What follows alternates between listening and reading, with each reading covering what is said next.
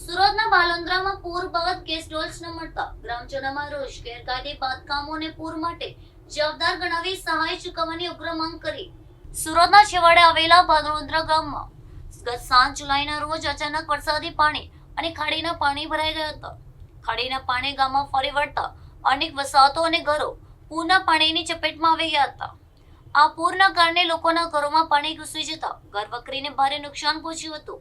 આવી વિકટ સ્થિતિ હોવા છતાંય વહીવટી તંત્ર દ્વારા પૂરગ્રસ્ત પરિવારોને સરકારી 6,800ની કેશ ડોલ્સની સહાય હજુ સુધી આપવામાં આવી નથી. કેશ ડોલ્સને ન મળતા આર્થિક મુશ્કેલી ભોગવી રહેલા સ્થાનિક રહીશોમાં તંત્ર સામે ભારે રોષ જોવા મળી રહ્યો છે. ગ્રામજનોએ ગંભીર આક્ષેપ કરતા જણાવ્યું છે કે ગામની આસપાસ થઈ રહેલા ગેરકાયદે બાંધકામો જ આ પૂરનું મુખ્ય કારણ છે. અનધિકૃત બાંધકામના કારણે ખાડીના કુદરતી પ્રવાહમાં અવરોધ ઉભા થતા પાણી ગામ તરફ ફંટાઈ ગયું હતું. સ્થાનિકોએ આ અસહ્ય પૂરની સ્થિતિ માટે બેદરકાર તંત્રને જવાબદાર ગણાવ્યું છે. પૂર પીડિતોએ તંત્ર પાસે તાત્કાલિક ધોરણે કેશ ડોલ્સની ચૂકવણી કરવાની માંગ કરી છે. આ સાથે જ ભવિષ્યમાં આવી હોનારત ન સર્જાય તે માટે ગેરકાયદે બાંધકામો તુરંત જ દૂર કરવાની ઉગ્ર રજૂઆત કરવામાં આવી છે. જી આપનું નામ? મારું નામ રેહાન કોલા છે. રેહાનભાઈ, આજે અહીંયા કઈ જગ્યા છે અને શું થયું? જે અત્યારે અમે ભણોદરા મુકામે છે, બાગે જન્નત પાસે. અત્યારે અમે આ ગેરકાયદેસર જે ખાડી ઉપર પુલ બનાવવામાં આવ્યો છે તેને અમે તોડવા માટે તંત્ર સાથે અહીંયા આવ્યા છે. આ ગઈ તારીખ 22/6 આના પહેલાં જે પૂર આવ્યું ગામના અંદર, એના લીધે ગામના અંદર જે નુકસાની થઈ, આ માનવ સર્જિત પુલના લીધે ગામના અંદર પાણી ભરાયા છે અમારા. તો એના લીધે અમારા ઘરોના અંદર ઘણા ઘરોને નુકસાન થયું છે. એકલેરા ભણોદરાના અંદર એ આજના અમારા ઇતિહાસમાં પહેલીવાર થયું છે. આજ સુધી એ થયું નહીં હતું, પણ આ જે ગેરકાયદેસર આ લોકોએ ખાડીના ઉપર દબાણ કર્યા એના લીધે પાણીનો અવરોધ રોકાયો છે અને એના લીધે અમારા ગામના અંદર ખાડી પૂર આવ્યું છે. એ માનવ સર્જિત કહેવાય એવું છે. એટલે અમે તંત્રને રજૂઆત કરેલી કે ભાઈ આ જે ગેરકાયદેસર બધા બાંધકામ છે ખાડી ઉપર એ તોડવામાં આવે. તો એના વતી અમારા ગ્રામ પંચાયતના સભ્યો અને આજે ડ્રેનેજ ખાતું આવ્યું છે તો અમે એમનો આભાર માને છે કે એમના દ્વારા આજે અહીં બાગે જન્નતના પાસે જે ગેરકાયદેસર બાંધકામ ભૂંગરા લાખીને કરવામાં આવ્યું છે એ તોડવામાં આવ્યું છે.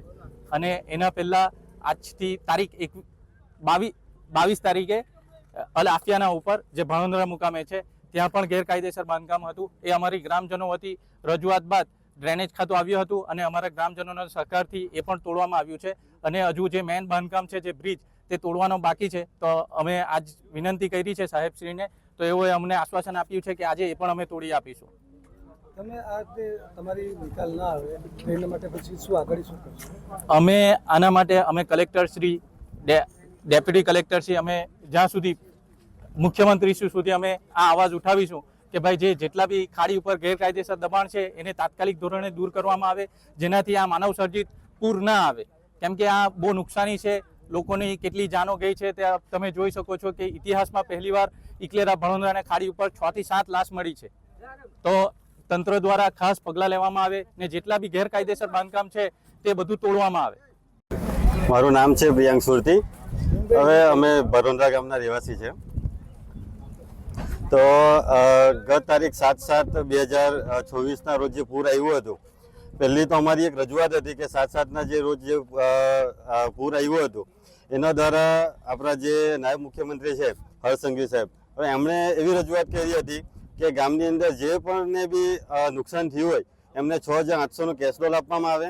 એ કેશ ડોલ અમારા ગામ સુધી હજુ સુધી પહોંચ્યું નથી. અમે જે ગામની પંચાયત ઓફિસ છે, તલાટી મેડમ છે, એમને ઘણીવાર અમે રજૂઆત કરી હતી કે ભાઈ તમે ઉપર રજૂઆત કરો ને 6,800નો કેશ ડોલ આપવામાં આવે. એ હજુ સુધી આપવામાં આવ્યું નથી. ને ત્યારબાદ કેવું હતું કે ગામજનો બધા ભેગા થઈને બી રજૂઆત કરી પણ કશું કંઈ થયું નહીં. ત્યારબાદ પછી પાછું અત્યારે આજે ગત 2 દિવસ પહેલાં જે પાણીનું થયું એનાથી બી ગામની અંદર બહુ બધાના નુકસાનો થયા છે ને બધું છે ને ગેરકાયદેસર પુલો હવે ઘણી બધા છે. એક અમારા હું જે ફળિયામાં રહું છું, શ્રી કૃષ્ણ મંદિર ફળિયાની બાજુમાં આહિર ફળિયું છે, ત્યાં એક મદની વિલા કરીને એક સોસાયટી છે, એમનું બી બાંધકામ બહુ જોરથી ચાલે છે. એ કેવું છે, અમારું ગામ નીચાણમાં છે. હવે લોકો જે હિસાબે કામ કરે છે, બાંધકામ કરે છે, એ ઊંચાઈનું બાંધકામ કરે છે.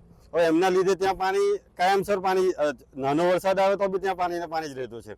તો તેનો બી તંત્રને હવે એક ઘણીવાર અમે તંત્રને રજૂઆત કરી જ છે, એવું નથી કે નથી કરી, કે આમનું આ જે ગેરકાયદેસર પુરાણ છે એ પુરાણ થોડું ઓછું કરવામાં આવે કે ગામજનોને રાહત મળે.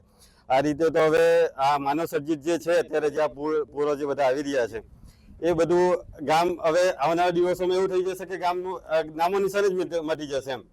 એટલે તંત્રને એવું છે કે ને બીજું પણ એક છે કે એકલેરા ગામની અંદર જે પાછળ આમીના કરીને કોઈ સોસાયટી છે, લોકો ગેરકાયદેસર બધી ગટર લાઈનો કે ક્યાં ને ક્યાં બધી જોઈન્ટ કરી છે.